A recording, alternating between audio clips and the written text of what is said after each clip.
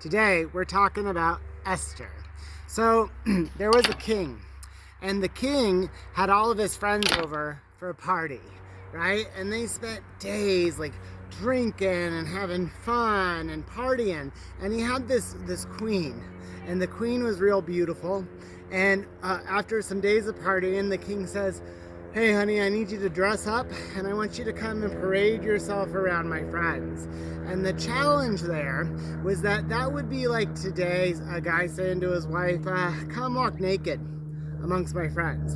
And that brings me to one thing I want to talk about in this video, which is we have to work in the world that we're in. And when we talk about scripture, it's not all rainbows and ponies, right? There is real life things that happen in there. And I'm going to talk about what happens when a servant of God has to work within the world that they're in.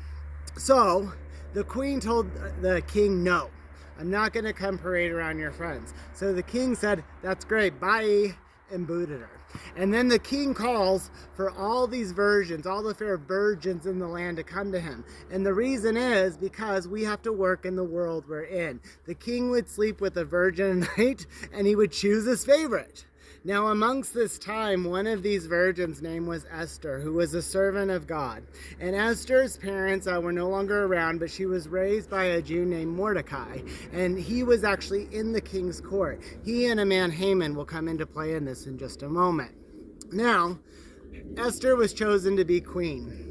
And Esther is just such an example to me of that time when you start by honoring your mom and dad to honor God, and then all of a sudden you are really honoring God and your mom and dad by putting God's will and God's wishes first. Because Esther took God with her into the palace to be a queen. And it happened to be that Haman guy really didn't like Mordecai, who was Esther's father for all intents and purposes. And Mordecai had a heavy hand in saving the king's life, a plot to kill the king.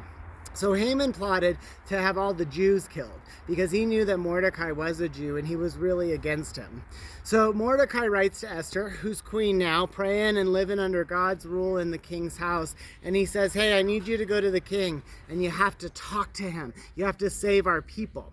Right? And Esther, she writes back to him, right? Because Esther's real good about this world that she works in, right? And she says, if the queen just walks up to the king, her husband, and says, "Hey," she can be put to death, right? The other queen was like let go for not parading around his friends. She's like, I can't do that. That's not how this world works, because Esther was really good about knowing how that world works, right?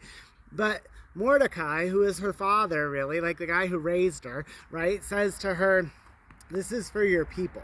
And this is where Esther transitioned from really being a servant of God that looks to God and prays for God's will over her own dad's will, right? And it's good because by honoring God, you do honor your parents, because sometimes God's going to want you to do something that your parents don't. And sure enough, that's what happens, because God says, "Yeah, go in front of the king, Esther." And then he gives her something else. He gives her some insight. So Esther gets all ready, and she walks in without being invited in front of the king, which is to mean sure death. But the king smiles. He says there's favor upon her. And she touches the top of his scepter. And he says, "My love, what do you want?"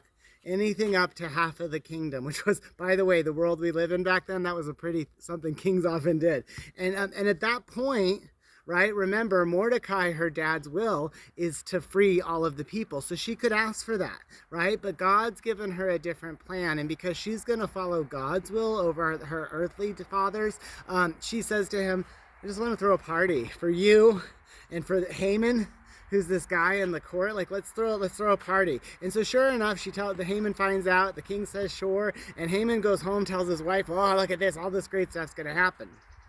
That night, God's will, right? God intercedes, and in the king's brain, in his dream, he remembers that Mordecai saved his life once, right? And when he wakes up in the morning, it's really on his heart. So he says to his servants, "What do we do for that dude? we did nothing, right? So he's like, oh, we should have done something. So at the same time as all this is going on, here is Esther getting the party ready, and then Haman is like thinking the party's for him, and the king's thinking, oh, I gotta reward Mordecai. So then all of a sudden, as that's on Mordecai's mind, or on the king's mind, sorry, look at me, as on the king's mind, the king's servants come to him and say, hey, Haman's here for you. And so the king's thinking about Mordecai, and he walks out, and Haman says, hey, how are you? I want to talk to you. And the king says, yeah, you know, if you really like favored someone, if you loved them, how would you reward him? And Haman thinks it's about him, right? Because this is God's design. And Haman's like, oh, I would do all this stuff for him, and it would be great, and it would be awesome and amazing. And so the king's like, yeah, you're right. We should totally do that. Let's do that for this guy. And so then he does it for Mordecai, right? And then Esther gets favor, and her party goes on, and then Haman is very like ashamed and goes back to all of his friends and was like, whoops, wasn't for me, right? And then ultimately, through all this, it lands in Esther's hands to not only save her people, to give honor to her earthly father by honoring her godly father, but the Jews end up getting the right to defend themselves, and things don't go well for Haman, because when you get hung up on things of this world, you can get hung up in a lot of other ways. So Esther, who teaches us how we honor our earthly parents by really honoring God, and what an important time that transition is, and how good it can be when God's will becomes our will. Thank you, Esther, for the example, and thanks for joining me chatting at Cheesman.